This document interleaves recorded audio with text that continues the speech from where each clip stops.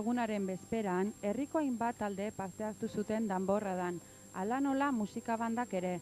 Hoi bezala, danbozaleen atzetik karroza joan zen, Azkoitiaren 675. urtebetetzea gai bezala hartuta.